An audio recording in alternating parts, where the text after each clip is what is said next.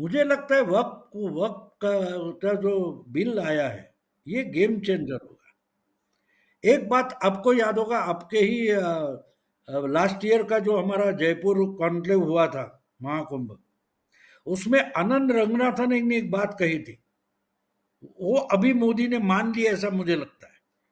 आनंद रंगनाथन ने जयपुर के हमारे कॉन्क्लेव में एक बात बताई थी, सबका साथ सबका विकास वगैरह नहीं, जिनका विश्वास उनका ही विकास। मोदी जी और अमित शाह अब बिल्कुल उस लाइन पर चलेंगे जो रास्ता आनंद रंगनाथन ने जयपुर डायलॉग में तय करके दिया था, जिनका विश्वास उनका ही विकास। और उसका पहला अगर टप्पा है तो मैं मानता हूं वक्फ कानून जो ला रहे हैं, वक्फ का जो नया विधेयक लाया है, बिल लाया है, वो उसकी शुरुआत की। इस पर अगर सरकार गिरती है तो गिराने देंगे, हो जाए फिर हो जाए। जब कोई बड़ा स्ट्राइक होने वाला होता है तो सरकार पहले तो बात नहीं करती, और जैसे जैसे कम दिन बच जाते हैं तो आप यूनियन वालों को क्या ऑफर देते, चलो बैठकर बात करते, तो वो तो नहीं करेगा, क्योंकि बैठकर बातें करने में 2 हफ्ते निकल गए तो फिर से स्ट्राइक की पहले से शुरुआत करनी पड़ती है तैयारी। तो ये पिछले चुनाव के लिए 1 साल मिला था इंडिया अलायंस बनाने को, अभी अगर वापस चुनाव आ जाए तो वो तैयारी कब करेंगे? देखो, एक बात मैंने जितना ऑब्जर्व किया है कि लोकसभा चुनाव के नतीजे आने के बाद वोटर बहुत डिस्टर्ब है कि ये क्या हो गया।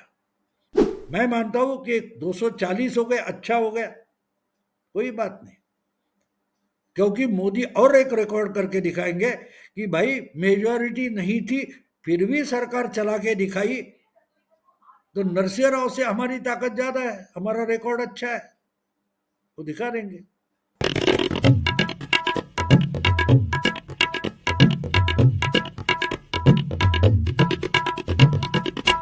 नमस्ते, आप सभी का स्वागत है आज के इस कार्यक्रम में। और आज हमारे साथ हैं बहुत दिनों बाद भाऊ तोरसेकर जी। मैं स्वागत कर रहा हूं भाऊ का जयपुर डायलॉग्स पे बहुत दिनों के बाद।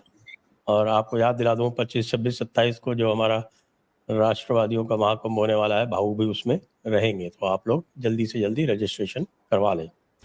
Join us at the Jaipur Dialogues Annual Summit 2024, a 3-day event filled with powerful discussions and thought-provoking ideas. 80+ speakers, 15+ sessions, one mission: reclaiming Bharat. Be part of a movement to rediscover and reshape the future of our nation.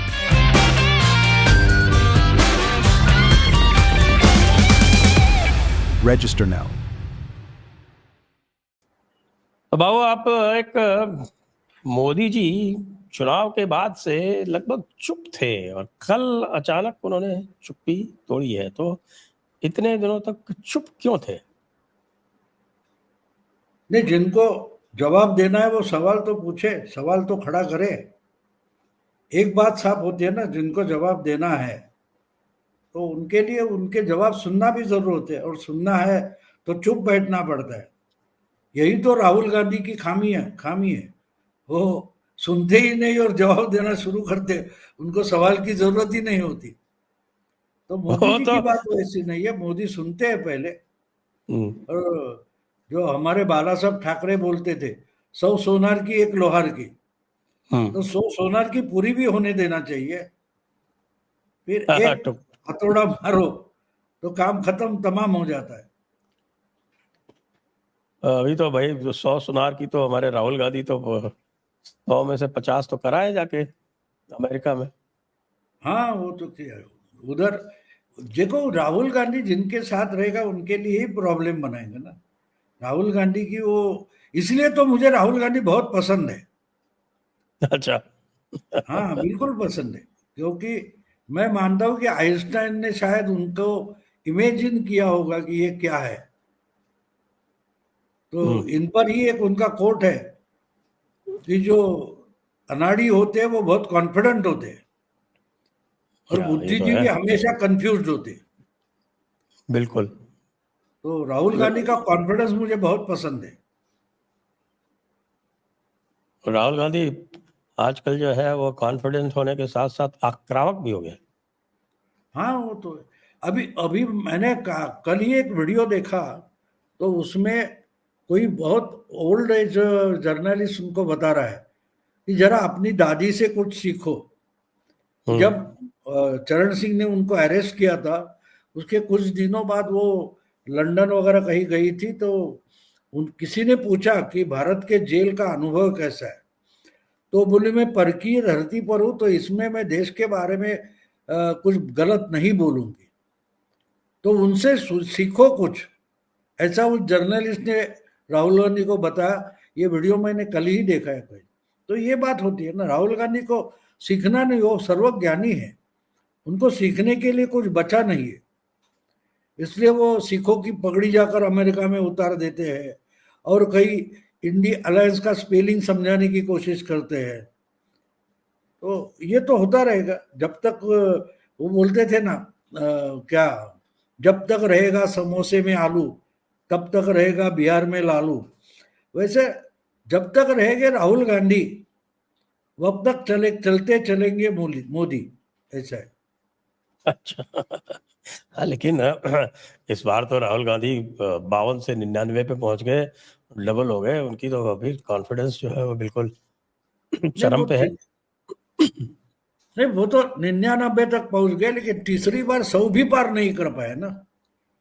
वो भी देखो, सोनिया गांधी 98 में कांग्रेस की नेता बनी, पहला चुनाव था 99 में।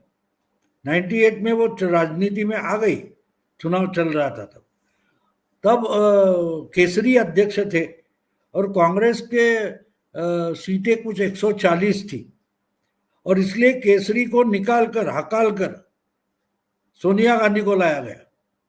केसरी भी आए तो 140 थे नरसिंह राव के, इसलिए केसरी आ गए। केसरी फिर 140 थे तो सोनिया गांधी को लाया गया, फिर भी सोनिया गांधी की बुरी हालत थी तो 112 थे।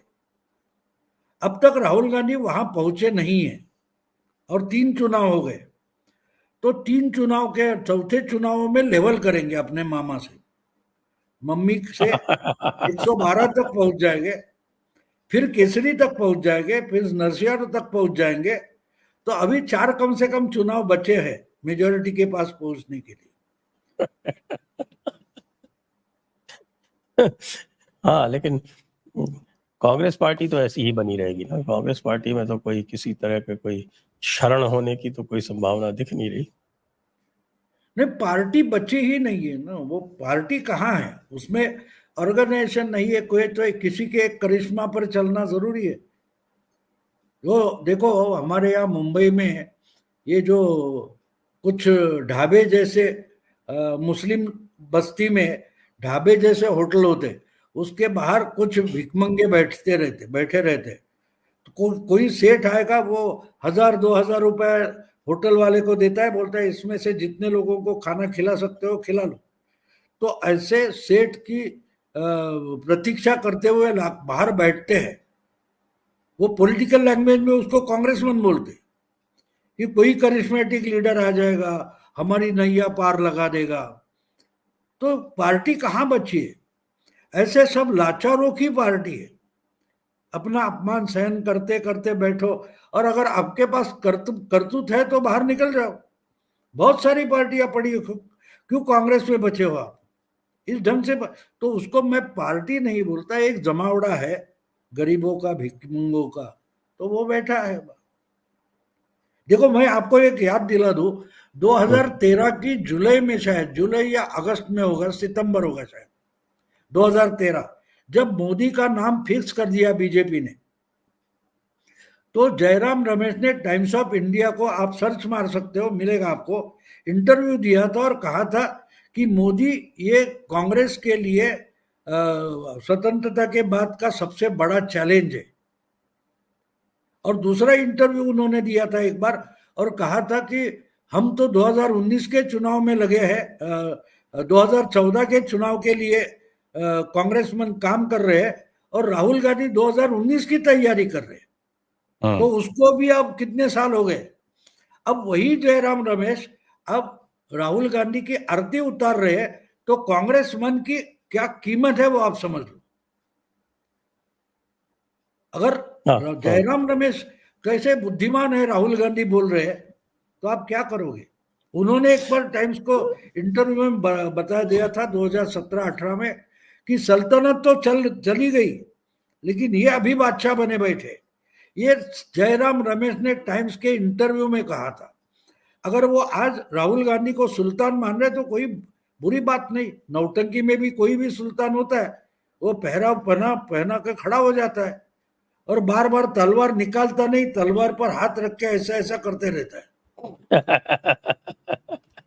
वैसे भाऊ एक बात तो कहनी पड़ेगी, कांग्रेस ने खासतौर से सोनिया गांधी और सोनिया गांधी का जो क्लब है उसने मोदी को 2002 में ही पहचान लिया था, और 2002 से ही, बल्कि जब वो गोधरा वाला कांड हुआ था तभी से समझ लिया था कि यही बंदा हमारे लिए चुनौती बनेगा, और तब से ही मोदी को किसी तरह से ठिकाने लगाने का उनका प्रयास आरंभ हो गया था। आप ध्यान कीजिए। नहीं, वो कहां से हो गया था देखो।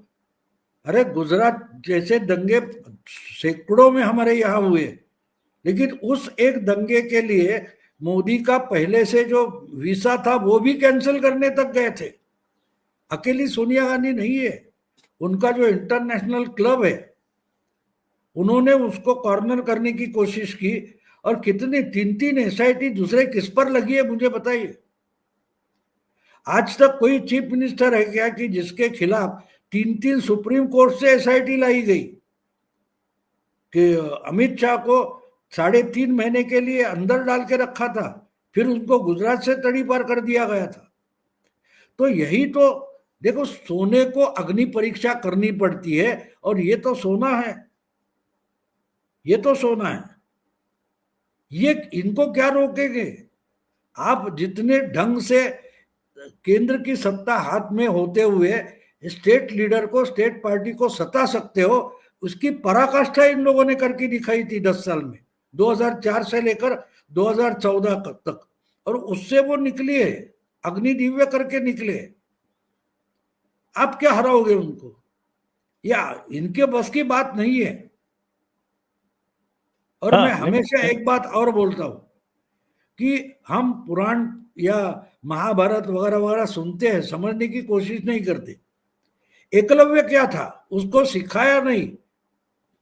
सिखाया नहीं, फिर भी वो अर्जुन से अच्छा धनुर्धर बन गया था। और जब बन गया तब जाके द्रोणाचार्य बोलते अब अंगूठा दे दो। तो ये एकलव्य 21वीं सदी का है, ये अंगूठा काट कर देता नहीं, ये अंगूठा दिखाता है। तो अंगूठा दिखा रहा है तो ये काट के ले लो ऐसा नहीं बोल रहा है, ये इनको अंगूठा दिखा रहा है। तो अब मोदी ने चूंकि अब बोलना शुरू किया है, तो अब क्या स्ट्रेटजी लग रही है। 100 दिन हो गए, अपने 100 दिन की बात कर दी कि भाई 100 दिन में क्या क्या किया है, ये बोल दिया। आगे का क्या प्लान है, आप क्या सोचते हैं, अब आगे किस तरह से चलेगा। मुझे लगता है वक्त का जो बिल आया है ये गेम चेंजर होगा। एक बात आपको याद होगा, आपके ही लास्ट ईयर का जो हमारा जयपुर कॉन्क्लेव हुआ था महाकुंभ, उसमें आनंद रंगनाथन ने एक बात कही थी, वो अभी मोदी ने मान लिया ऐसा मुझे लगता है। आनंद रंगनाथन ने जयपुर के हमारे कॉन्क्लेव में एक बात बताई थी, सबका साथ सबका विकास वगैरह नहीं, जिनका विश्वास उनका ही विकास। मोदी जी और अमित शाह अब बिल्कुल उस लाइन पर चलेंगे जो रास्ता आनंद रंगनाथन ने जयपुर डायलॉग में तय करके दिया था, जिनका विश्वास उनका ही विकास। और उसका पहला अगर टप्पा है तो मैं मानता हूं वक्फ कानून जो ला रहे हैं, वक्फ का जो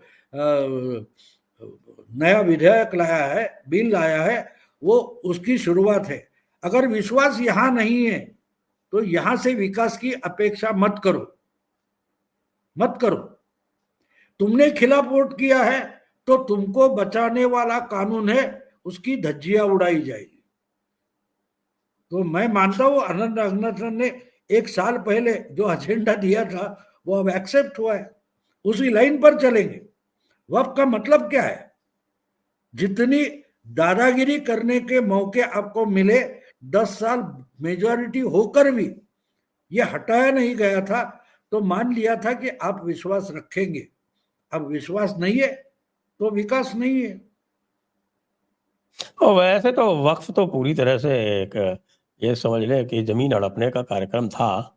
2013 के अमेंडमेंट के बाद मैं बताऊं, मैंने भी यहाँ पिटीशन लगाई थी राजस्थान हाई कोर्ट में, और बहुत सारे लोगों ने पिटीशन लगाई। वो सारी पिटीशन जो है वो मंगवा ली गई है वहाँ जेपीसी में, और जेपीसी में उन सारी पिटीशन का एग्जामिन करने के बाद ये जो, बल्कि जब जो अमेंडमेंट हुआ है वो भी सारी पिटीशंस को एग्जामिन करने के बाद हुआ है।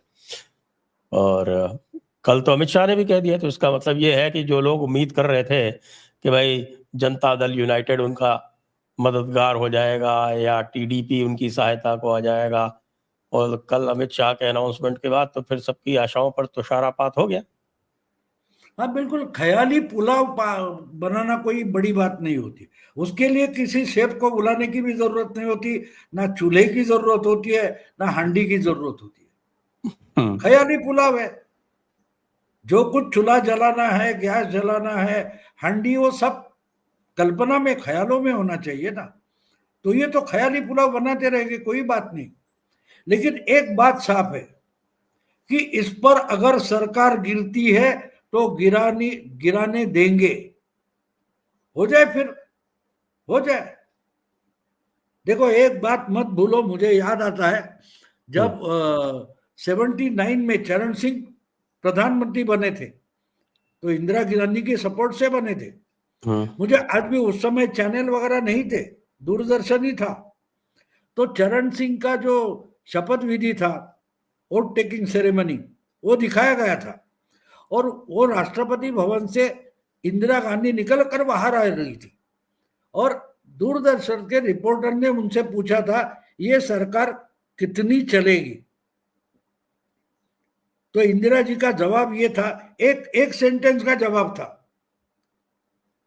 Elections are round the corner. उसके बाद जब 6 महीने में विश्वास प्रस्ताव मंजूर करने की बात आई, तब इंदिरा जी ने क्या बोला था, मैंने सरकार बनाने के लिए सपोर्ट किया है, सरकार चलाने के लिए नहीं। तो वहां से हिस्ट्री शुरू हो जाती है। अगर इनको निकलना है तो नीतीश के जो कुछ 15 बचे हैं, क्या 5 भी बचेंगे? 10 साल के वनवास से निकलकर चंद्रा बाबू 2014 में फिर से मुख्यमंत्री बने थे, उनको अगर फिर से वनवास जाना है तो करो, अपोज, कोई बात नहीं। मोदी का तो नुकसान नहीं कर पाए, ना नीतीश कुमार कर पाए, ना चंद्रा बाबू कर पाए। यही चंद्रा बाबू है, यही चंद्रा बाबू है। जब 2002 में मोदी ने विधानसभा बर्खास्त की थी, उस वक्त यही चंद्रा बाबू थे जो वाजपेयी की गवर्नमेंट से निकल गए थे, और उन्होंने डिमांड की थी मोदी को हटाओ, और गए वनवास। उन्होंने भी विधानसभा बर्खास्त की। जेम्स माइकल लिंगडो ने आंध्रा का चुनाव नहीं लिया था, और जब लिया तब चंद्रशेखर राव, राजशेखर रेड्डी, सीपीआई, सीपीएम सब इकट्ठे हो गए और चंद्रा बाबू हार गए। 10 साल के लिए चंद्रा बाबू वनवास चले गए थे, तो करे फिर से जाए वनवास। मोदी को क्या फर्क पड़ता है? मोदी को क्या फर्क पड़ता है? हमारे मराठी में मैं हमेशा बोलता हूं, हमारे मराठी में एक कहावत है, मेलेलो कोंबडा आगीला भीत नहीं। जो मरा हुआ मुर्गा है वो तंदूर से डरता नहीं है। ये समझ रहे कि मोदी जिंदा है, इसको यहां से सुई लगाएंगे, वहां से कुछ और करेंगे तो ये डरेगा, ये डरने वाला नहीं है।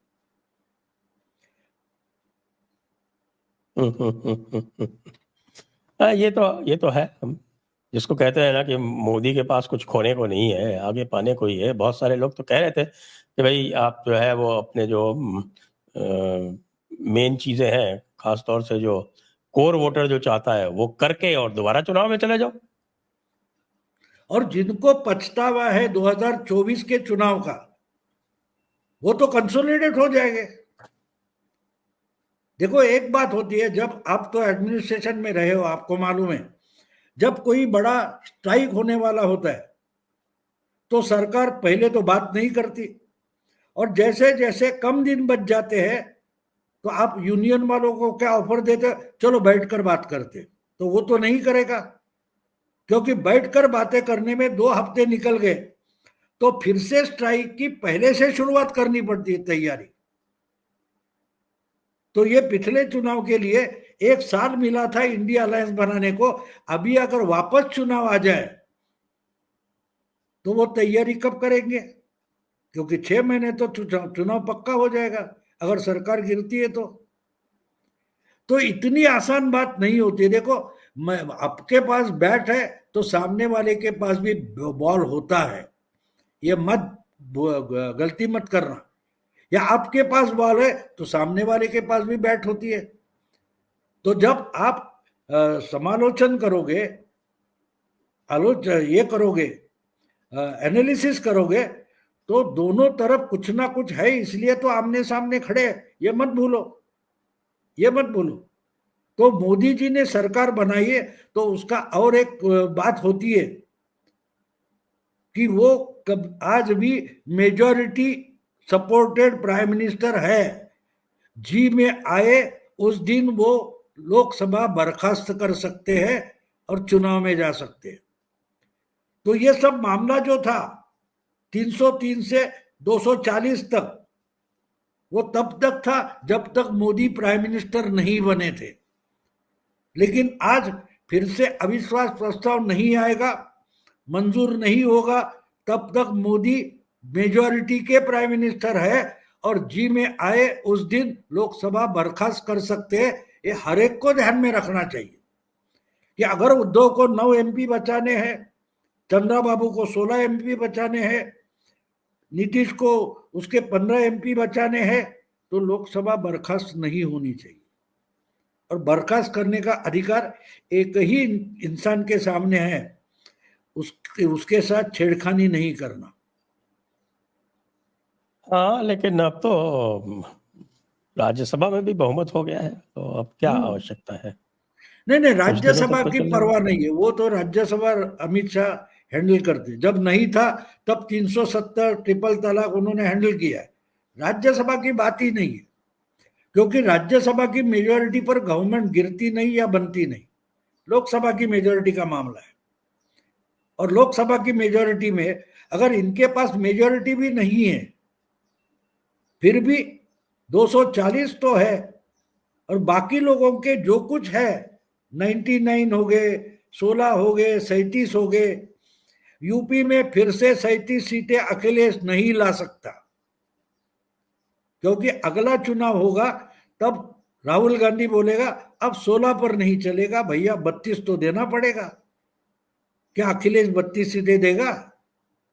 तो इतनी आसान बात मत समझो। दूसरी तरफ में जो कुछ है, अरे हम ताश खेलने बैठते हैं तो आपके हाथ में भी 8 पत्ते हैं, 13 पत्ते, मेरे भी हाथ में 8 या 13 पत्ते होते हैं ना, मेरे हाथ में पत्ते ही नहीं, ऐसा तो ताश का खेल होता नहीं। तो ये ध्यान में रखना पड़ता है कि भैया सामने वाले के हाथ में भी पत्ते हैं, और अगर दिमाग लगाकर सामने वाला खेलता है तो आपके पास कितने बड़े पत्ते हैं उससे कुछ भी मतलब नहीं होता। अभी जो चुनाव होने वाले हैं उससे भी तो कुछ अंतर पड़ेगा ना। हरियाणा में जीतेंगे तो इनका कॉन्फिडेंस और ऊपर चला जाएगा, फिर उसके बाद किसानों को ले आके दिल्ली का फिर से घेराव कराएंगे। लेकिन हिमाचल से हरियाणा से सटा हुआ हिमाचल भी है, भूलिए मत, उसका कुछ तो प्रभाव होगा।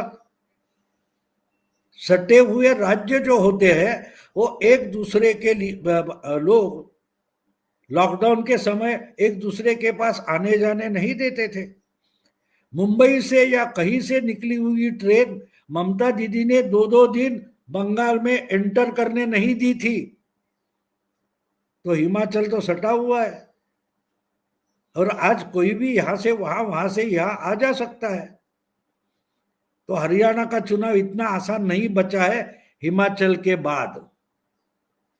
बाकी सब बातें कर दो, फोगाट इधर आया, फोगाट उधर गया, या कौन वो पुनिया कहाँ गया है, उससे कोई बात नहीं बनती। देखो एक बात में मैंने जितना ऑब्जर्व किया है कि लोकसभा चुनाव के नतीजे आने के बाद वोटर बहुत डिस्टर्ब है कि ये क्या हो गया। और एक बात आपको समझा दूं, 2012 के चुनाव में जब मुलायम सिंह ने उत्तर प्रदेश विधानसभा में मेजोरिटी लाई थी, कुछ 212-14 वगैरह, याद होगा आपको, मायावती चुनाव हार गई थी, 2012 की बात है। लेकिन उस चुनाव में 403 सीटों में 68 एमएलए मुस्लिम चुनकर आए थे। उसकी रिएक्शन 2 साल बाद लोकसभा चुनाव में दिखाई दी। Not a single MP Muslim from UP, 80 में से एक भी मुस्लिम एमपी नहीं बना था। और उसका कारण मोदी का करिश्मा तो था ही, लेकिन जो 68 सीटें मुस्लिम एमएलए ने जीती थी, उसका जो शॉक वोटर को लगा था, तो इसलिए तो योगी आदित्यनाथ बोलते हैं ना, बटोगे तो कटोगे। बटोगे तो कटोगे। नहीं, वहाँ यूपी में तो दूसरे लेवल का ही चल रहा है। आप ये देखिए कि वो जो वहाँ पर ये लोग जीते हैं, और उसके बाद से तो चारों तरफ एकदम से गुंडई जो है, चारों तरफ गुंडागर्दी चालू कर दी। जहाँ जहाँ एमपी है समाजवादी पार्टी का, वहाँ गुंडागर्दी उसी लेवल पे चालू हो गई जहाँ पहले हुआ करती थी। लेकिन योगी आदित्यनाथ ने वापस ठिकाने लगा दिया उनको। वो तो लगाएंगे ना, उनको कहां परवाह है। एक बात मत भूलो, एक बात मत भूलिए कोई भी, कि जिसका कोई फायदा नहीं होता उसका कोई नुकसान भी नहीं होता। ये बात समझना जरूरी है। अब ये खुद को लेफ्ट लिबरल वगैरह वगैरह बोलते हैं, लेकिन गधे समझते नहीं कि मार्क्स ने क्या कहा है, you have nothing to lose. क्या बोलता है मार्क्स? ये ऐसी लड़ाई है जहां तुम्हारे पास गंवाने के लिए कुछ है ही नहीं। तो सबसे बड़े कौन है? मोदी और योगी, जिनके पास गंवाने के लिए क्या है? खुद का घर तक नहीं है, खुद का घर नहीं है, कोई ओनरशिप नहीं है, कोई बैंक अकाउंट नहीं है, तो वो क्या गंवाएंगे? गंवाने की सब चीजें आपके पास है। ताला वो लगाता है घर में या तिजोरी में जिसके पास कुछ माया पड़ी है। इनके पास क्या माया है, क्या संपत्ति है? तो सत्ता की क्या बात है, आज है कल नहीं होगी। लेकिन आपके पास जो थोड़ी भी सत्ता है, तो भी आपको डर कर ही रहना पड़ेगा, कब डाकू आएगा, कब चोर आएगा। इनके पास है क्या, तो उनको क्या डराओगे तुम? और जो डरता है वही तो बोलता है कि निर्भय बनो। जो डरा नहीं है वो निर्भय बनो की स्लोगन क्यों देगा? डरो मत, डरो मत। कौन बोल रहा है? रोज रोज रोज राहुल गांधी बोल रहा है डरो मत, क्योंकि उसको नेशनल हेराल्ड का भूत सता रहा है, अलग अलग घोटालों का भूत सता रहा है। तो ये खुद को समझा रहा है कि डरो मत। रात को अकेला अंधेरे रास्ते पर चलने वाला इंसान खुद डरा इतना होता है, जोर शोर से गाना गाना शुरू कर देता है। क्यों भैया, कौन सुनने वाला है? तो खुद को बताता है कि मैं अकेला नहीं हूं, मुझसे अंदर से आवाज आ रही है, मुझे डरने की जरूरत नहीं है, डरो मत। कौन बोल रहा है? मोदी बोल रहा है। मेजोरिटी जाने के बाद भी मोदी नहीं करते कि डरो मत, और ये तो रोज बोलते कि डरो मत। ये कहते मोदी मुझसे डरे हुए, और रोज बोलते कि संविधान पर हमला होना। अरे हमला होना, सामने वाला हमला कर रहा है इसलिए रो रहा है तू, और बोलता है वो डरा हुआ है। अजीब बात है, अजीब बात है। हमला भी कर रहा है और डरा भी हुआ है। हाँ, तो डरा हुआ, देखो क्या होता है, कुत्ता भी भौंकते भौंकते आपके सामने आ जाता है, आप आगे चलते रहो पीछे चलता जाएगा, क्योंकि वो डरा हुआ होता है आप कुछ करेंगे। तो इसलिए इनका नाटक चलता रहेगा। और दूसरी बात है, एक अगर झटका लगता है तो मोदी को उसका फायदा भी होता है। आपको मालूम है 2017 के विधानसभा चुनाव में गुजरात में बीजेपी 100 के नीचे आ गई थी। 5 साल बाद क्या हुआ? माधव सिंह सोलंकी का रिकॉर्ड खत्म हो गया। कांग्रेस 20 के आसपास पहुंच गई, 160 के आसपास बीजेपी चली गई, और एक भी एस्टेब्लिश लीडर गुजरात में बीजेपी का नहीं है। भूपिंदर पटेल जो पहले बार एमएलए बना और 3 महीने के बाद डायरेक्टली चीफ मिनिस्टर बना, और उसके मंत्रिमंडल में एक भी अनुभवी मंत्री नहीं है, उसने रिकॉर्ड ब्रेक कर दिया। तो जो झटका लगता है वो अच्छा होता है।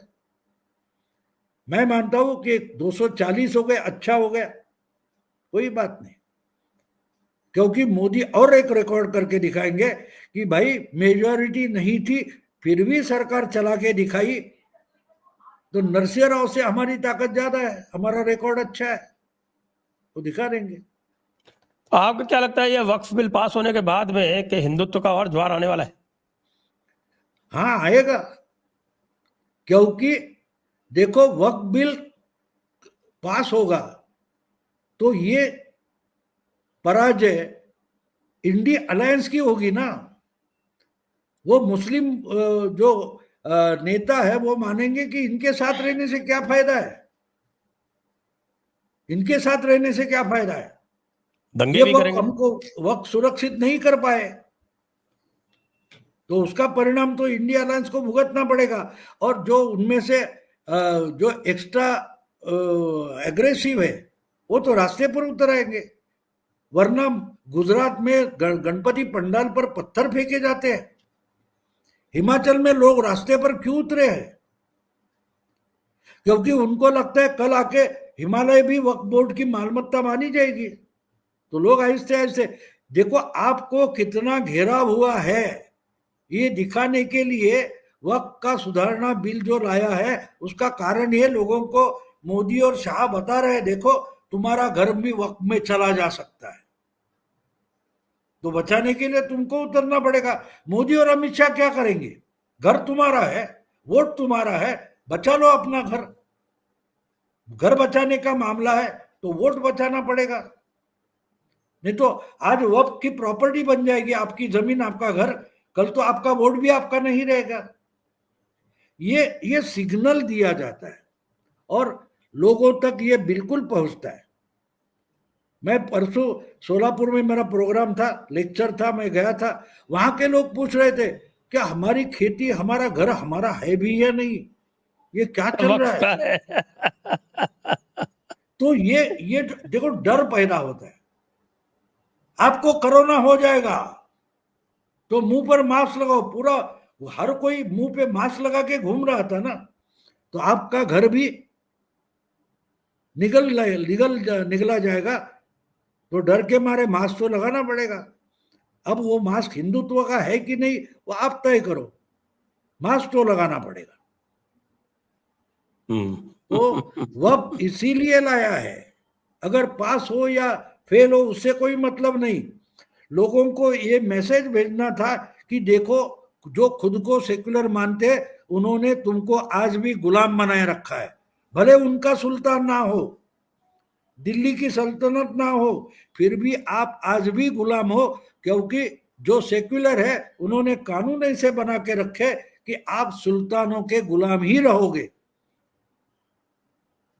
ये डर लोगों को दिखाना जरूरी था, तो इसलिए करना ही होता तो 10 साल पहले कर लेते, वहां उस समय कोई प्रॉब्लम नहीं था। आज इसलिए लाया है कि इसमें सामने वालों को नंगा होना पड़ेगा कि तू हिंदू है या तू सेक्युलर है यानी मुस्लिम है, ये बता दे, ये बता दे कि तू है कौन। उद्धव ठाकरे की हालत देखी, जब वक्फ बिल पेश किया गया तो उद्धव ठाकरे के 9 एमपी हाउस के बाहर थे, और जब उनके घर पर मोर्चा लाया मुस्लिमों ने तो उद्धव ठाकरे बोले नहीं नहीं वक्फ की जमीन को हाथ नहीं लगाने दूंगा, यानी दुविधा में फंस गए। अखिलेश भी दुविधा में फंसेगा, ममता तो फंसी है, केजरीवाल फंसेगा। करो जाओ ओपनली मुस्लिमों के साथ जो, कोई फर्क नहीं पड़ता, ताकि हिंदुओं को पता चले कि ये नाम से जन्म से हिंदू है लेकिन हमारे हित में नहीं है। हमारा घर हमारी प्रॉपर्टी कौन बचाएगा? ये लोग नहीं बचाएंगे। ये लूटने के लिए उंगली दिखाई, इसकी भी ले लो उसकी भी ले लो, तो बचाएगा कौन? उसके साथ आना पड़ेगा। तो आपने जो पूछा कि वक्त से क्या फिर ज्वार आएगा, तो सोचिए। और आम आदमी ये सोचने लगा है। मैं सोलापुर के गांव में था तो मैंने लोगों से बात की है इस पर, तो वो पहली बार वक्त का अर्थ समझने लगे लोग। तो आहिस्ते आहिस्ते उसका प्रभाव बढ़ते जाता है। उसको समझाने के लिए इसलिए और एक बात बोल लूं, कल परसों की बात है, संभाजी नगर यानी पुराना जो औरंगाबाद है हमारा मराठवाड़ा का, वहां पिछले मार्च में उद्धव ठाकरे की मीटिंग हुई थी। तब उन्होंने भाषण शुरू कहां से किया था? मेरे राष्ट्रवादी भाइयों बहनों माताओं, कल परसों हिंदू बांधुनो भगिनीनो, हिंदू आ गया वापस। उद्धव ठाकरे के मुंह में फिर से हिंदू बंधु भगवान आ गया। तो ये महाराष्ट्र में क्या आपको लग रहा है इसका? परिणाम है, वक्त गिल का परिणाम है ये। महाराष्ट्र में लोकसभा में तो बहुत बड़ा परिणाम आया एनडीए का, तो उसके बाद से क्या परिवर्तन देख रहे हैं आप? चुनाव तो अब किसी भी दिन अनाउंस कर देंगे ये, तो आपको क्या लगता है? मेरा ख्याल है विजयादशमी के बाद, दशहरे के बाद अनाउंस करेंगे, ऐसा मुझे, यानी हरियाणा और जम्मू कश्मीर का रिजल्ट आएगा तो 2-4 दिन में घोषित करेंगे और 20 नवंबर के पहले वोटिंग हो भी जाएगा। तो अब क्या चल रहा है माहौल? क्या कुछ हिंदुत्व का माहौल सुधरा है या अभी जैसे पिछली बार जो है ये जातिवादी पे ले गए थे वही चल रहा है? नहीं, वो तो अभी देखो लोगों को पता चल गया हमने गलती कर दी। वोटिंग परसेंटेज कम हो गया था ना, 4-5%, और वो जो वोटर निकला नहीं वो बीजेपी का था। वो अजीत दादा के कारण नाराज होगा और किसी कारण नाराज होगा। फर्क कितना है देखो कि इंडी अलायंस के जो कैंडिडेट थे वो अपने टॉप लेवल पर पहुंच गए, इससे आगे नहीं जा सकते। और बीजेपी की जो क्षमता थी वो क्षमता का पूरा इस्तेमाल नहीं हुआ। अब इस बार तो हो जाएगा, इस बार तो हो जाएगा। और पूरे इलेक्शन में महाराष्ट्र के इंडी अलायंस सिर्फ 2 लाख एग्रीगेट वोट से ज्यादा है और 0.3%, 1%, आधा परसेंट से भी ज्यादा नहीं है, 0.3%। मतलब आप समझ सकते हो, अगर पूरी ताकत बीजेपी लगाती है, शिवसेना बीजेपी लगाती है, तो बहुत बड़ा चमत्कार होने जा रहा है और दिखाई दे रहा है। पहली बात तो जिस ढंग से मातोश्री पर मुस्लिमों का मोर्चा आया उससे बहुत सारे लोग डिस्टर्ब हुए। इनकी हिम्मत कैसे हुई? जिस बाला साहब के घर के आसपास भी मुस्लिम घोषणा नहीं दे सकते थे, वहां दरवाजे पर आकर उद्धव को गद्दार तक बोला गया। उसे उसके चमचे कितने डिस्टर्ब रहे मालूम नहीं, लेकिन बहुत सारे मराठी लोग डिस्टर्ब है इससे, और इसका चुनाव पर परिणाम दिखाई देगा। जी, तो अजीत दादा कहाँ रहेंगे? क्या अजीत दादा बाहर जाने की कोशिश कर रहे हैं? हाँ, तो बाहर जाएंगे वो, लेकिन अभी देखो अजीत दादा की जान कहाँ अटकी है वो समझ लो। मैं तो मानता हूं कि अजीत दादा को चाचा ने ही भेज दिया था, भाई अब उधर जा, मुझे गाली दे, इधर से मैं तुझे गाली दूंगा, लेकिन वहां जाकर कम से कम डेप्यूटी चीफ मिनिस्टर बनना, हमारे 8-10 लोगों को मिनिस्टर बनाना, यानी जो इनकमिंग माल है वो आता रहना चाहिए, मलिदा आता रहना चाहिए। तो वो तो चला। अब बचा है अजीत दादा के लिए जो गवर्नर अपॉइंटेड 12 एमएलसी होते हैं, उसमें अगर अजीत दादा रहते तो उनको 3 एमएलसी मिलेंगे, निकल गए तो नहीं मिलेंगे। तो जब तक वो एमएलसी डिक्लेयर नहीं होते तब तक अजीत दादा महायुति में रहेंगे, लेकिन सीट का बंटवारा जब शुरू हो जाएगा तब ये निकल जाएंगे, क्योंकि उनको इतनी सीटें नहीं मिलेगी और नहीं मिलनी भी चाहिए। क्योंकि अगर अजित दादा के वोट शिंदे या फडणवीस को ट्रांसफर नहीं हो रहे और शिंदे और फडणवीस के वोट अजित दादा को ट्रांसफर नहीं हो रहे, तो उनको साथ रखने का फायदा क्या है? दोनों का नुकसान है। इसके बजाय अजित दादा इंडिपेंडेंट लड़े या चाचा के साथ चले जाए तो दोनों का फायदा है, अजित दादा के भी फायदा हो सकता है। तो अजित दादा रहेंगे सब। और अभी देखो उन्होंने पहले से शुरुआत कर दी, ये दोनों अलग से वो लाडली बहना का कैंपेन चला रहे, अजित दादा अपनी तरीके से अलग कैंपेन चला रहे। अर्थात सुनने वाले समझने वाले लोग जानते हैं इनकी लाडली बहना जनता नहीं होती, इनकी लाडली बहना सुप्रिया है।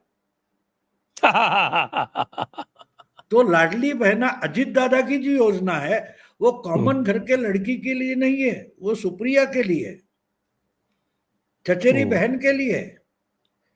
वो सर चचेरा ये शब्द निकालते हैं, वरना असली योजना अजित दादा की जो है मेरी लाडली चचेरी बहना, ऐसा है। और शिंदे के लिए चचेरा वगैरह शब्द ने, असली कॉमन मैन की बेटी जो है वो मेरी लाडली बहना है। तो फिर उद्धव का क्या होगा? माया मिली न राम। हाँ, उद्धव जी की हालत बिल्कुल बुरी हो गई है, बिल्कुल बुरी हो गई है। यानी एक समय इनका मजाक उड़ाया जाता था पिछले 10 साल कि मेयर तो हमारा रहेगा, अब तो मेयर भी नहीं रहेगा क्योंकि मुंबई में हारेंगे, बिल्कुल हारेंगे और बुरी तरह से हारेंगे। क्योंकि अभी से शुरू हो गया है कि मुंबई में भी शिवसेना का टिकट मुस्लिमों को देना, ये मांग उठी है। और ये देखो इनकी सीटें बची है तो मुस्लिम वोट बैंक के कारण मुंबई में बची है। 2 साउथ बॉम्बे की 2 असेंबली सीट है, वहां मुस्लिम बहुल है तो वहां से बचे हैं, बाकी जगह ये तो मार खा गए। नॉर्थ ईस्ट में मुंबई जो है चेंबूर से लेकर मुलुंड तक, वहां भी मानखुर्द करके पूरा का पूरा 90% वोट उद्धव को मिल गया। वही बात सेंट्रल साउथ मुंबई कॉन्स्टिट्यूंसी की है, अणुशक्ति नगर वगैरह वहां बच गए तो वो मान लेते हैं। परभणी, मराठवाड़ा में परभणी का इनका एमपी तो खुलेआम बोल गया कि मुस्लिम वोटर ने हमारी इज्जत बचाई। अब बोलिए, तो वो समझ गए। देखो एक मालेगांव में भी यही हुआ ना? हाँ, धूले सीट पे मालेगांव का भी यही किस्सा था धूले ना? में 5 जगह लीड था। एक असेंबली सीट है मालेगांव मध्य, वहां 196 कुछ 1000 वोट मिले तो 5 जगह का सब वाइप आउट कर दिया उन्होंने। तो बात साफ है, उद्धव के लिए बहुत बुरी परिस्थिति है। अच्छा, ये लोकसभा में सेगमेंट वाइज क्या सिचुएशन थी? कौन सेगमेंट वाइज तो लगभग बराबर से ही थे, क्या था? हाँ, लगा बराबर ही है मानो। हाँ, एक है कि जीतने में उनकी सीटें ज्यादा दिखाई देगी, लेकिन 50, 500, 700, 800 ये फर्क से कोई लीड नहीं होता असेंबली में। तो समझो 100 सीटें दोनों को लीड है, तो बीच में 88-90 सीटें जो बचती है, वहां यहाँ का गेम वहां हो जाता है, वहां हो जाता है, कोई बड़ी बात नहीं है। अब देखो आदित्य ठाकरे जहां 67,000 से जीत कर आए थे वर्ली में, वहां इनका डिफरेंस सिर्फ 6,000 पर बचा है। 67,000 से 6,000 बचा है, आप समझिए क्या है। तो वर्ली में आदित्य ठाकरे भी हार सकते हैं, ये चर्चा जोरों में चल रही है, जोरों में चल रही है। तो इसका मतलब महाराष्ट्र में कांटे का मुकाबला है। सर्वे, मेरा ख्याल है टाइम्स नाउ वगैरह का सर्वे आ गया। देखिए लोकसभा चुनाव होने तक, नतीजे आने तक Eknath Shinde was non entity. आज Eknath Shinde top most man Maharashtra leader है। आपको कौन मुख्यमंत्री चाहिए? 37% बोलते एकनाथ शिंदे, 21% बोलते फडणवीस, 21% बोलते उद्धव ठाकरे। बाकी कांग्रेस पटोले वगैरह का नाम नहीं, 2%, 3% है। लेकिन अगर 21% ये और उनका, तो 58% फडणवीस और एकनाथ शिंदे का टोटल होता है, तो सामने बचा है उद्धव ठाकरे 21%। तो आप समझ सकते हो, एक चुनाव ने एकनाथ शिंदे को पैन महाराष्ट्र लीडर बना दिया। जब तक एकनाथ शिंदे चीफ मिनिस्टर नहीं थे तो आप नॉर्थ इंडिया वाले, हिंदी वाले, अंग्रेजी वाले एकनाथ शिंदे का नाम कहीं लेते नहीं थे। उद्धव ठाकरे के बाद अनिल परब है, आदित्य ठाकरे है, संजय राउत है, आप लोगों ने कभी एकनाथ शिंदे का नाम तक नहीं लिया था। लेकिन आज एकनाथ शिंदे महाराष्ट्र में सबसे पॉपुलर लीडर है। तो फर्क आप ये समझ सकते मराठा आरक्षण आंदोलन का क्या इम्पैक्ट है लोकसभा वो में? क्या मराठा था, अब क्या आंदोलन का है? दत्ता सामंत हो जाएगा, दत्ता अच्छा। सामंत। अभी ये विधानसभा का चुनाव खत्म होने दो, उसके बाद मनोज जरांगे नाम कोई लेता है कि नहीं मुझे देखना है, सब भूल जाएंगे। ये तो कठपुतली है, ये तो कठपुतली है। और राज ठाकरे जैसे फैक्टर, अन्ना हजारे को केजरीवाल ने चीफ मिनिस्टर के बाद में, चीफ मिनिस्टर बनने के बाद मुड़कर तक नहीं देखा, मुड़कर नहीं देखा। कौन होता है ये? और आपको याद होगा जब केजरीवाल चीफ मिनिस्टर थे और ममता दीदी दिल्ली में आई थी, अन्ना हजारे के पांव तक छुए थे गाड़ी के बाहर निकलते, याद होगा आपको। और अन्ना हजारे और ममता दीदी ने मिलकर रामलीला मैदान पर एक रैली की थी, जहां भीड़ नहीं जुटे इसकी सब व्यवस्था केजरीवाल ने की थी। और भीड़ नहीं जुटी इसलिए अन्ना हजारे उस रैली में गए ही नहीं, बेचारी अकेली ममता को काम चलाना पड़ा था, आपको याद होगा। हाँ, तो मनोज जरांगे की हालत और मराठा आरक्षण की स्थिति विधानसभा चुनाव के बाद क्या होती है देखिए, मजे ले लो। आज अन्ना हजारे का नाम तो कोई नहीं लेता, लेकिन उस समय तो हवा में उड़ रहे थे अन्ना हजारे। आज केजरीवाल भूल गए, सब लोग भूल गए, किसी को याद तक नहीं अन्ना हजारे कौन होता है। तो ये बात तो होती रहती है। तो अभी उनका जमाना है तो चलता रहेगा। अच्छा, राज ठाकरे का क्या फैक्टर है? हाँ, राज ठाकरे की एक बात ऐसी है कि वो स्टेडीली, मैं हमेशा, मुझे मराठी में बहुत सारे लोग टोकते हैं कि आपको राज ठाकरे के बारे में सॉफ्ट कॉर्नर है, तो ऐसी बात नहीं है। मैं राजनीति का एक स्टूडेंट रहा हूं। जो आज राज ठाकरे की तरफ देखकर जो कमेंट करते हैं वो भूल जाते हैं कि 75 से लेकर 85 तक, 85, 75 टू 85 बाला साहब ठाकरे की स्थिति क्या थी। सब पॉलिटिकल एनालिस्ट बोल रहे थे शिवसेना तो खत्म हो गई। इमरजेंसी के बाद राजीव गांधी प्राइम मिनिस्टर होने तक का जो समय 10-12 साल का, वो आप देखे तो लोगों ने माना था कि शिवसेना का मामला खत्म हो गया, शिवसेना इज अ हिस्ट्री। 87 के बाद शिवसेना बाउंस बैक हो गई। तो राज ठाकरे को मैं उसी तरीके से देख रहा हूं, समझने की कोशिश कर रहा हूं। ठीक है, पिछले देखो इमरजेंसी, जनता पार्टी की जनता वेव वगैरह वगैरह चल रहा था, उस वक्त शिवसेना मार्जिनलाइज हो गई थी। लेकिन जब वो सेंट्रल फोर्स कम हो गया तो शिवसेना उभर कर आ गई। तो मन से उभर कर आ सकती है, और इस ढंग से अगर बातें कम करके राज ठाकरे कुछ जुगाड़ कर रहा है तो उसका परिणाम हमको आने वाले विधानसभा में दिखाई दे सकता है। शुरुआत उसका तो नुकसान एनडीए को ही होगा ना? नहीं नुकसान होगा, बिल्कुल नहीं। उसका नुकसान एनडीए को, देखो शिवसेना बढ़ी, उसका नुकसान कांग्रेस को नहीं हुआ। शिवसेना ने पूरे लेफ्ट लिबरल, पीडब्ल्यूवी पार्टी थी, रिपब्लिकन पार्टी थी, जनता पार्टी थी वगैरह, ये सब पार्टियां थी, वो खत्म हो गई। उन सब का एंटी कांग्रेस वोट था, वो शिवसेना के पास चला गया। इसलिए तो बीजेपी शरद पवार का साथ छोड़कर बाला साहब के साथ आ गई, क्योंकि शरद पवार उस वक्त अपोजिशन पॉलिटिक्स करते थे और ये पूरे लेफ्ट लिबरल पवार के साथ थे। पवार कांग्रेस में चले गए तो जो वैक्यूम पैदा हो गया उसमें बाला साहब आ गए, शिवसेना आ गई, शिवसेना पैन महाराष्ट्र पार्टी बन गई। तो जब उद्धव ठाकरे और अजित दादा इन दोनों की पार्टियां मार्जिनलाइज हो रही है तो वो स्पेस ऑक्यूपाई करने के लिए किसी को तो आगे आना पड़ेगा, और मैं मानता हूं कि राज ठाकरे उसकी तैयारियां कर रहे हैं, क्योंकि इन दोनों के, उद्धव के फॉलोअर्स है और अजित दादा के फॉलोअर्स है, वो फ्रस्ट्रेट होते जा रहे हैं। तो उनके लिए राज ठाकरे उम्मीद की किरण लेकर आ सकते हैं।